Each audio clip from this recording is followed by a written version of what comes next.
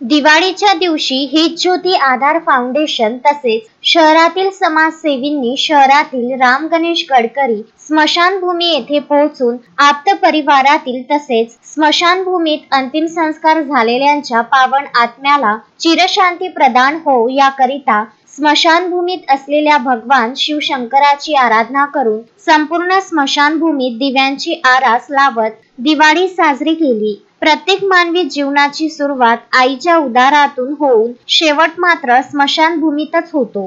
जीवनाच्या या प्रवासात अनेक सुखदुःख चढ-उतार पार करत या स्मशानात मानवी देहावर अंतिम संस्कार करून त्यास पंचतत्वात विलीन केले जाते। एकदा आप्त परिवारातील मृतदेहावर अंतिम संस्कार केल्यानंतर मग कुणी या पवित्र मानल्या जाणाऱ्या भूमीकडे परतून पाहत नाही आणि काही दिवस, महिने, वर्ष लोटले की उरतात त्या फक्त स्मृती। त्याच स्मृतींना उजाळा देण्याचे प्रयत्न रस्ते अपघातग्रस्त मनोरुग्ण बेवारसांच्या सेवेत निस्वार्थीपणे अहोरात्र झटत असलेली हित ज्योती आधार फाउंडेशनचे संस्थापक हितेश बनसोड, ज्योती बनसोड, उमेश मोरे, राजा फुले, बिट्टू, श्याम नाहरकर आदींनी दिवाळीच्या पावन पर्वावर नवीन उपक्रमाची सुरुवात करत एक दिवा आठवणीचा या उपक्रमाला सुरुवात करत राम गणेश गडकरी स्मशानभूमीत शेकडो दिवे प्रज्वलित करून आप्त परिवारात सोडून गेलेल्यांच्या आठवणीला उजाळा दिला। आज दिवाळीचा दिवस आणि आपल्यासोबत हित ज्योती आधार फाउंडेशनची सगळी संपूर्ण टीम इथे उभी आहे। ज्योती, हितेश बनसोड आणि त्याचे सहकारी उमेश आणि पूर्ण टीम। हितेश, ही जी संकल्पना तुझ्या मनामध्ये आली की हे कशी संकल्पना आली की आपण स्मशानामध्ये जावं आणि ते आपण दिवे लावावे? आज प्रत्येक घरी दिवे आहे, सजावट आहे आणि आज दिवाळीसारखा चांगला एक सण आहे, पण आपला जो शेवट ज्या स्मशानभूमीमध्ये होतो, मला असं वाटतं का तिथे पण एक दिवे आणि झगमगाट राहावं। आज आमच्या अशी सर्वांची इच्छा झाली की आज आपण आपली दिवाळी आहे ते आपण स्मशान घाटमध्ये साजरी करून दिवे लावून साजरी करूया। स्मशानामध्ये महिलांना येणं वर्जित असतं असं शास्त्रामध्ये सुद्धा लिहिलेलं आहे आणि मी भरपूरदा बघतोय की तू बेवारस असो, मनोरुग्ण असो, ज्यांचं अंतिम संस्कार करायला कोणी नाही राहत तिथे तू धावून येतं। तुझ्या मनामध्ये काय संकल्पना आहे? तू महिलांना काय उद्देशू शकतो?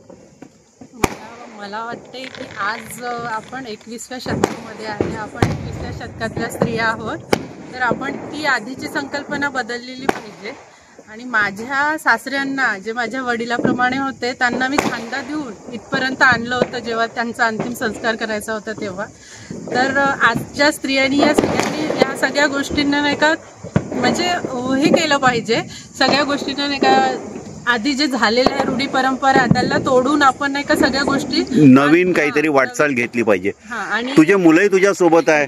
बच्चू, तेरे को स्मशान भूमी में आके डर नहीं लगता? नहीं? चला, आपल्या या उमेश आपल्या सोबत आहे।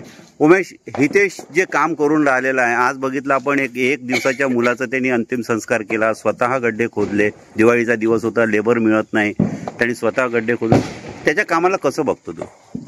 आज ज्या पद्धतीने आज संपूर्ण देश हा दिवाळी आपल्या हर्षोल्लासात जो मनवत आहे आणि त्या पलीकडे ज्या प्रत्येक पृथ्वीवरच्या व्यक्तीला ज्या आज स्मशानभूमीत केव्हा ना केव्हा त्याच्या वेळेनुसार ज्यावेळेस यावं लागते त्या स्मशानभूमीत आज पूर्णपणे अंधार होता।